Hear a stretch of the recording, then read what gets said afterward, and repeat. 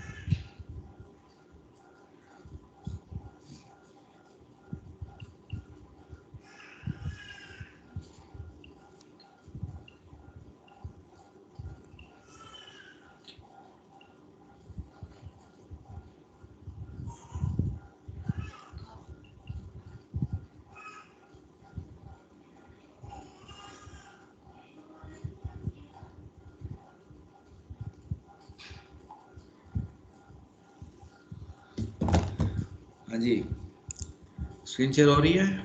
कोई रिस्पॉन्ड कर दें भाई।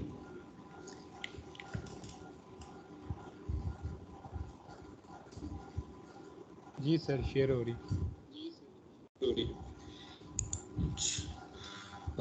PHP variables. A variable can have a short name like x और y, जैसे हमने अच्छा ये हमने देख लिया था, सारे इसके रूल्स भी देख लिए थे. Then let's see an example.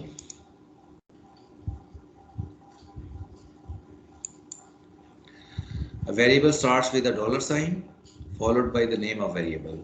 For example, dollar $text is equal to hello world string. Dollar $text is equal to 5, which is an integer, and dollar $y is equal to 10.5, which is float. And now we are writing it on the page echo dollar $text echo br. It will create a new line. We are within a string.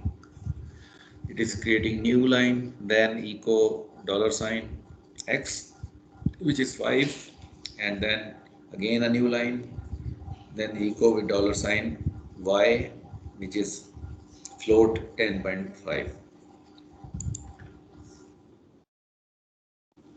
The PHP echo statement is often used to output data to the screen, and here you can see a syntax that a variable has been just added in the string.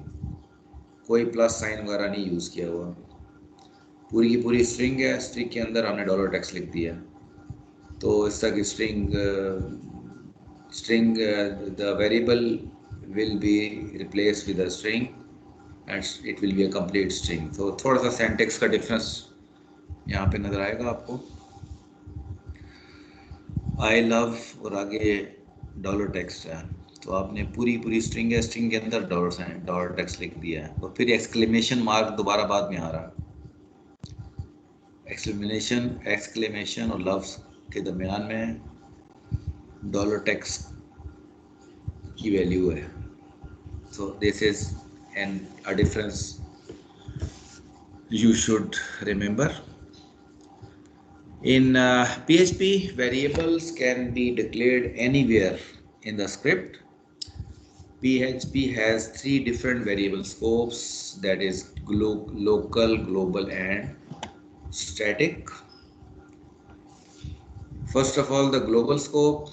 A variable declared outside a function has a global scope and can only be accessed outside a function.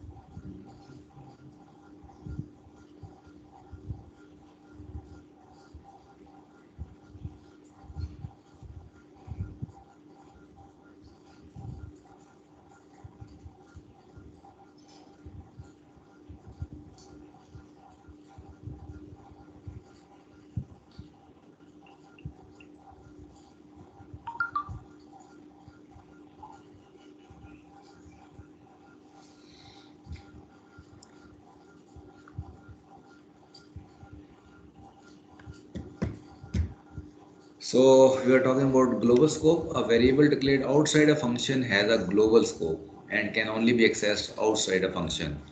अच्छा, ये हमने लिखा $x is equal to 5. So it is this, below you can see a function, but it is outside the function.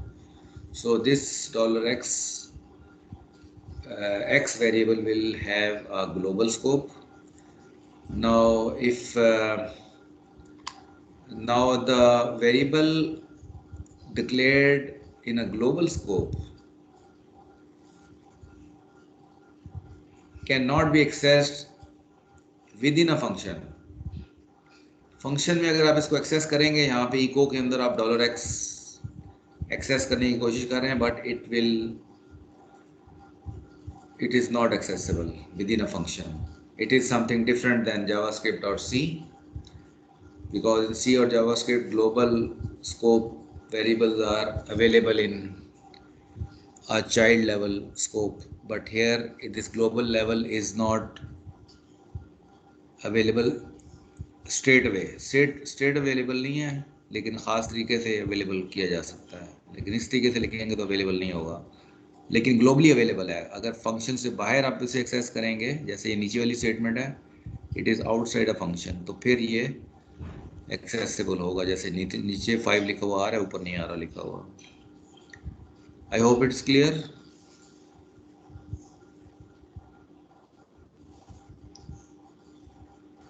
Yes, sir. Okay, as far as local scope is concerned, a variable declared within a function has a local scope and can only be accessed within a function. तो it is just like C. Locally कोई variable declare करेंगे तो locally available होगा, लेकिन globally visible नहीं होगा, same as सी. और ये जैसे स्टेटमेंट है ग्लोबल है, तो यहाँ पे एक्सेसिबल नहीं होगा क्योंकि ये लोकली डिक्लेयर हुआ है एक्स फंक्शन के अंदर. And a static keyword is also like C. For example, अगर मैंने x को डिक्लेयर कर रहा हूँ, x is equal to 0 and I am declaring it static, it means कि जब फंक्शन कॉल मेरी ख़त्म हो जाएगी तो ये still it will retain its value. तो अगर मैं first time function call, increment नज़र आ रहा है x का, फर्स्ट टाइम जब मैं माई टेक्स्ट फंक्शन कॉल करूँगा और तो इट विल प्रिंट 0 और उसके बाद इंक्रीमेंट कर जाएगा और फंक्शन क्लोज हो जाएगा. सेकेंड टाइम मैं कॉल करूँगा इसको तो it will retain its 0 value और उस पे ये फिर क्या करेगा, इंक्रीमेंट करेगा.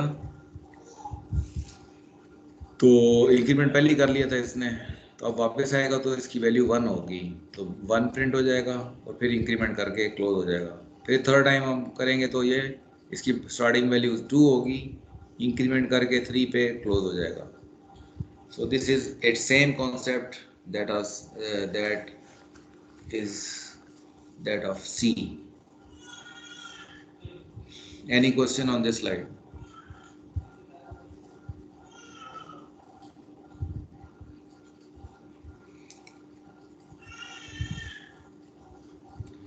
चलें आगे. Data types. JavaScript variable can hold many data types, numbers, strings, objects and more. इसमें जो strings हैं वो string, integer, float, boolean, array, object, null and resource. तो इसमें for example string, it is just like normal C string, कोई difference नहीं है. Integer non decimal numbers integer होंगे, तो ये रेंज है उसकी माइनस और ये प्लस की रेंज है, बहुत लंबी चौड़ी रेंज है इसकी इंटीजर की. और देयर इज एक मेथड है वेरिएबल डंप मेथड को यूज़ करके, और इसे अगर वेरिएबल पास कर दें तो ये बताएगा कि ये कौन सी टाइप है. ये बता रहा है कि 5985 वैल्यू है and its type is integer. तो ये एक यूजफुल मेथड है just to detect the type of data data type.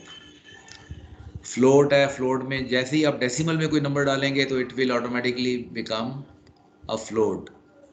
तो वेरिएबल डंप मेथड से जब इसे आप चेक करेंगे तो ये बताएगा कि ये नंबर है and it is data type is float.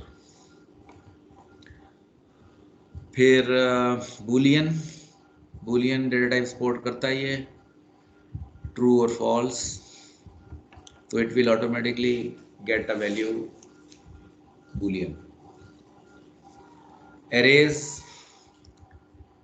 Array में स्क्वायर ब्रैकेट के बजाय यहाँ पे पैरेंथेसिस यूज हो रहे हैं। जावास्क्रिप्ट में हम स्क्वायर ब्रैकेट यूज कर रहे थे, यहाँ पर पैरेंथेसिस हैं।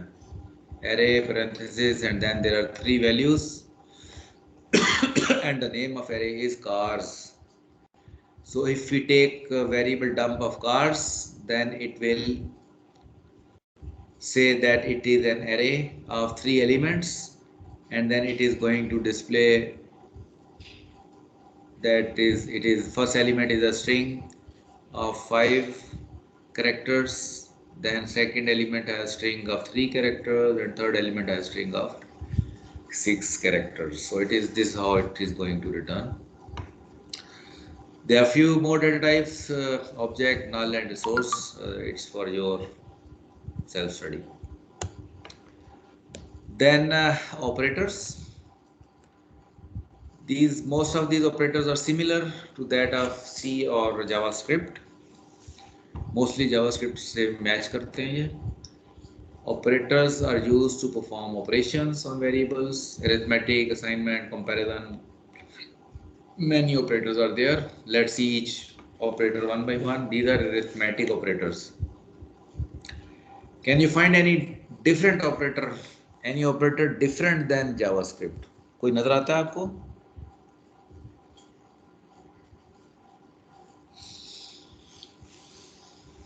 नहीं सर। कोई नहीं है, सारे वही हैं। असाइनमेंट ऑपरेटर देखें, इनमें कोई डिफरेंट है?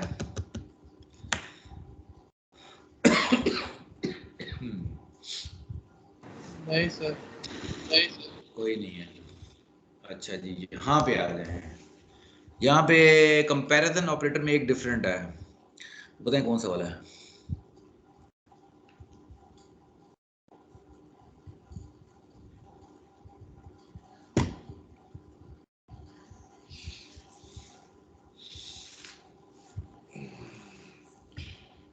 Which one is different?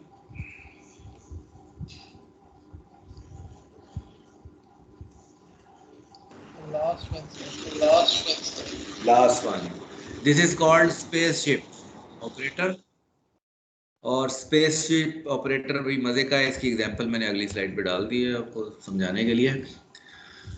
For example, the value of x is 5 and value of y is 10. If I right x spaceship y, then it is going to return -1 because x is less than y. तो ये -1 return करेगा। अगर दोनों values x और y की बराबर हैं, equal हैं, तो ये ऑपरेटर 0 रिटर्न करेगा। और अगर राइट साइड वाली वैल्यू, अगर लेफ्ट साइड वाली वैल्यू ज़्यादा है राइट से, तो ये +1 रिटर्न करेगा। ठीक है जी, तो बस ये इसमें सादगी सी है, सादा सा ऑपरेटर है, मासूम सा।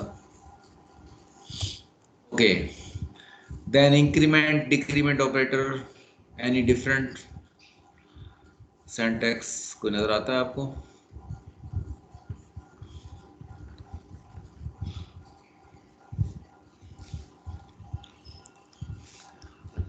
कोई नहीं है। लॉजिकल ऑपरेटर्स में देखें कोई डिफरेंस नजर आ जाए शायद। कोई नहीं है। एक्सॉर, ये जो उधर क्या यूज होता है, सी में क्या यूज होता है यार, जावास्क्रिप्ट में एक्सॉर के लिए क्या टर्म है, क्या सिंटैक्स है, याद है? नहीं सर। एक्सॉर का बरल बाकी तो सेम ही है, डबल एंड ये वाली लाइंस आ रही हैं, सेम ही है। एक्सॉर को देखना पड़ेगा डिफरेंट है कि नहीं है। Okay, so there are various other string operators, array operators, conditional assignment operators, ये आपने खुद देखने हैं। Now if else if statement. अच्छा, इसमें इफ है, इफ एल्स है, और फिर है इफ एल्स एंड स्विच। अब इसमें क्या नहीं है जावास्क्रिप्ट में?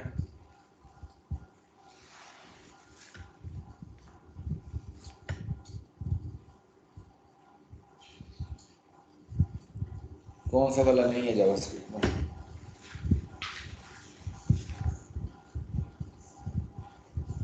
तो सारे ही हैं। ये नहीं है, जी सर। इफ, ये वाला नहीं है, इसमें स्पेस नहीं है, देखिए else if में वो स्पेस। अच्छा अच्छा। यस जावास्क्रिप्ट में सर। जब करते तो उसका यूज करते, इफ और फिर एल्स में स्पेस देंगे। ये एल्स इफ मिला के है, ये वाला नहीं है जावास्क्रिप्ट में। सी में मेरा ख्याल है, सी में है ना ये एल्स इफ, मेरे ख्याल यस में, सर है, मुझे लेकिन याद पड़ रहा उसमें है। भी स्पेस। स्पेस होती है, इसमें स्पेस नहीं है। जी सर। ठीक है, तो ये है ओके। इफ स्टेटमेंट का सिंटैक्स वही है, कोई डिफरेंट नहीं है। फॉर एग्जांपल ये डेट का काफ़ी बड़ा इसके अंदर एक मेथड है। इसमें बहुत सी वैल्यूज हैं। फॉर एग्जांपल आपने कोई आवर ऑफ द डे निकालना है, तो आप ये एच, कैपिटल एच डालते हैं डेट में, so it returns our of the day. For example इस वक्त मैं अगर ये डेट का कॉल करूँगा तो मुझे कौन सा आवर मिलेगा? ये 12 और 12 और 6 18 18। ठीक है, it is going to return 18 hour of the day. 18th hour है इस वक्त चल रहा है। तो इस तरह डेट के वो काफ़ी सारे सिंटैक्स हैं। फॉर एग्जांपल ये मैंने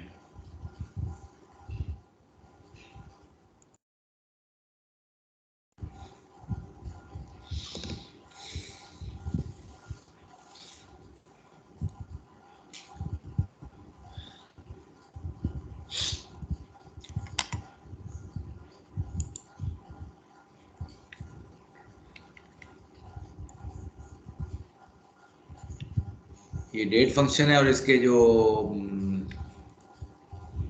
फॉर्मेट है, फॉर्मेट में there are so many values, बहुत सी इसके अंदर आप जिस फॉर्मेट का आपको डेट चाहिए, टाइम चाहिए, जैसे कैपिटल एच हमने यूज़ किया था, 24 hour format and hour of the day 0 to 23, sir काफ़ी लंबा चौड़ा है, इसमें वो आइटम्स हैं आप डाल सकते हैं। तो it's a powerful method, date method जो है।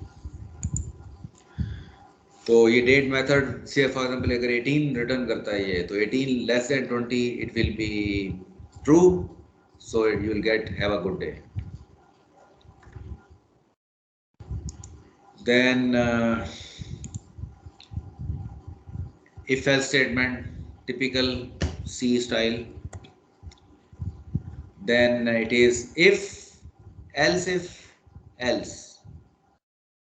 ठीक है, ये मिला के लिखा हुआ है यहाँ पे। तो अगर आपने स्विच लगाना है तो इस तरीके से लगाते हैं फिर else if। तो बाकी कंडीशन लगाने का तरीका वही है जो सी या जावास्क्रिप्ट का होता है। देन ये देखें, यहाँ पे else if यूज़ कर रहे हैं, कॉन्सेप्ट वही है, सिंटैक्स थोड़ा सा डिफरेंट है। Switch statement again it has same syntax, breaks भी लगी हुई हैं इसके अंदर, break break break break, concept वही है ब्रेक का जो होता है, नथिंग डिफरेंट। डिफ़ॉल्ट भी है वैसे ही, वो कॉलन भी हैं केस के जो लगाते हैं हम।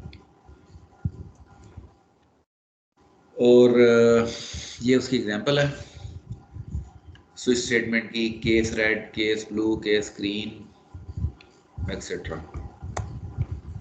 लूप्स, लूप्स में भी कोई नया लूप नहीं है, वाइल लूप है, डू वाइल लूप है, फॉर लूप है, और फॉर ईच लूप है। फॉर ईच का थोड़ा सा सिंटैक्स डिफरेंट है, वो मैं अभी दिखा देता हूँ आपको। वाइल लूप कंडीशन लगानी है, दैट्स ऑल। और ये फॉर एग्जांपल हम वाइल लूप में कंडीशन लगा रहे हैं, जब तक कंडीशन ट्रू होगी ये लूप चलता रहेगा। Do while same concept, no difference. पहली एग्जीक्यूशन बगैर कंडीशन की होती है, then condition is evaluated at the bottom. Then this is example of do while. For loop भी सिंटैक्स वही है स्टैंडर्ड, सेमीकोलन के साथ. 3 पार्ट्स हैं इसके, initial counter, test counter and increment counter. ये एग्जांपल देखें. x is equal to 0 semicolon, x less than or equal to 10, x plus plus. So no different syntax. for each में थोड़ा सा difference है, ज़्यादा नहीं है. This is applied on a array. For each array पे apply करेगी तो पहले आपका एरे का नाम देंगे, फिर एज, और फिर एलिमेंट नेम. तो इसका आप सिंटैक्स देखें. For example this is an array red green blue yellow. So it has array has 4 elements, red green blue 4. तो एरे का नाम है कलर्स. अब फॉर ईच में लिख रहे हैं हम कलर्स एज वैल्यू. तो होगा क्या कि हर आइटरेशन में एक एक एलिमेंट उठ के आएगा वैल्यू में. First time value will be red, second iteration value will be green, and third iteration value will be blue, and fourth iteration value will be yellow, and then each value is being printed.